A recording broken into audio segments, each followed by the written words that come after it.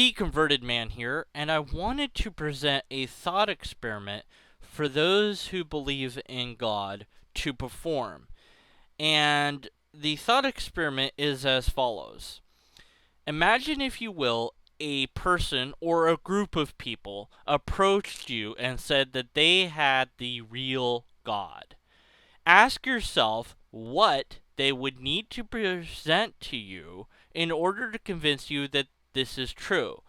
What data, what information, what history, how many books, how many followers, what miracles, what things would they have to demonstrate to prove to you their statement was correct? And whatever the answer to that is what I want you to find in your own religion. If you can't find it, then maybe you should be skeptical of your own religion. But if you did find it, then present that in a video response to me. Basically, you're saying that, yes, if a different religion presented X, Y, and Z to me, that would convince me that they are right. Then, if I'm able to find another religion that has X, Y, and Z, you must then admit that that religion is potentially equally as true as yours, which means that you now have to come up with more than they have, or say, well, because we both could be true, that means that we both can be false, and since we're making exclusive claims, this system is obviously not enough to determine which one of us is right, so I need more than this, and you would go back to make a different case for your religion, for your idea of God. If you're one of those people who cross their arms and say, well, nothing would convince me that they're right because I know that I'm right, then you're done. And I don't want to hear from you, and I don't want to talk to you because you are indeed closed-minded and you're unwilling to challenge your own position. So why should I challenge my position? My position is I'm skeptical of God. That's my position.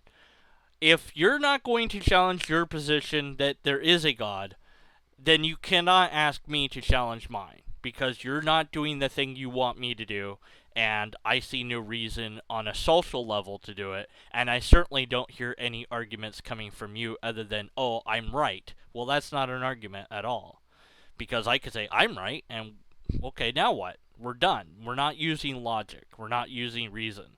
So, let's see what you've got. Give me some responses to this video, those of you who believe. Now, for my skeptical friends out there, your comments are always appreciated, and your thoughts on this matter are always appreciated. I suspect many of you will say that we should expect to see no video responses, and that might be the case. But I would like you, if you would, to give me your thoughts. What would it take for you to be convinced that there was a God? And my answer, so that people know that I'm being fair here, is really simple. Empirical evidence and a repeatable test that God itself offers to humanity. In other words, God would prove God to me, but only if God is willing to undergo testing and undergo the scientific process. So basically, God has to show up and say, hi, I'm God, and then proceed to get tested by every scientist that we can throw at God, so to speak. And then after that long process, we would have more than enough data to confirm that it was God, and I'd be like, okay, well, nice to meet you, God, and, I'd have a chat with God. That's what it would take to convince me. Your answer might be different, and I look forward to reading your answer, whatever that might be. As always, if somebody does not offer you a logically coherent argumentation, be skeptical of their claims.